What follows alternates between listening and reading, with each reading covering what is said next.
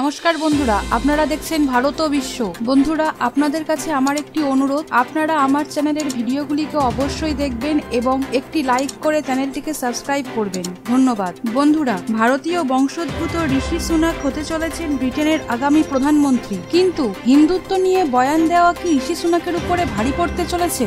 Boris Johnson কেন ঋষি সুনাকের বিরুদ্ধে ভয়ঙ্কর ষড়যন্ত্র করছে? এই বিষয়টি নিয়ে কেন ভারতের দিকে চেয়ে আছে গোটা দুনিয়া? তো বন্ধুরা, আপনারা সবাই জানেন যে ব্রিটেনের প্রধানমন্ত্রী পদের জন্য নির্বাচন চলছে। এই প্রধানমন্ত্রী পদের লড়াইয়ে একটা এমন বিশেষ ব্যাপার রয়েছে যে দুনিয়া জুড়ে ছড়িয়ে থাকা ভারতীয় সম্প্রদায় এখন ব্রিটেনের দিকে তাকিয়ে রয়েছে। এমনকি ভারতও এখন শেষ নির্বাচনের অপেক্ষায় বসে রয়েছে, আর থাকবেই না কেন? কারণ ভারতে 200 বছর ধরে রাজত্ব করা এই দেশের প্রধানমন্ত্রী পদের নির্বাচনে ভারতীয় বংশোদ্ভূত ঋষি সুনাক সবার আগে দৌড়াচ্ছে।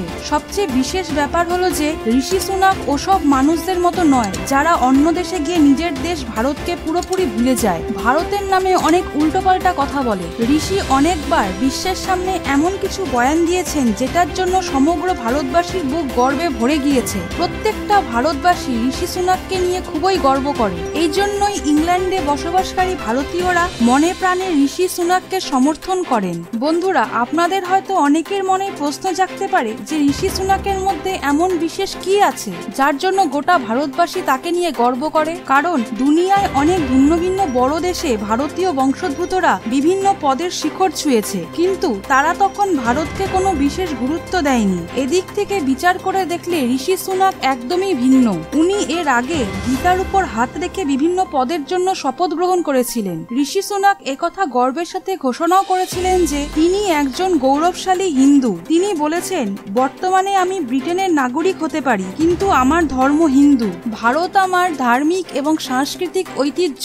আমি গর্ব করে বলতে পারি আমি একজন হিন্দু। হিন্দুত্বই আমার পরিচয়। এমনকি ঋষি সুনাক ওনার টেবিলে সর্বদাই ভগবান গণেশের একটি মূর্তি রাখেন। 2020 সালে ঋষি সুনাক যখন অর্থমন্ত্রী পদের জন্য শপথ নেন, তখন তিনি হিন্দুদের প্রধান ধর্মগ্রন্থ গীতার উপর হাত রেখে শপথ নিয়েছিলেন। তারপর থেকেই তিনি সকল ভারতীয়দের প্রিয় হয়ে ওঠেন।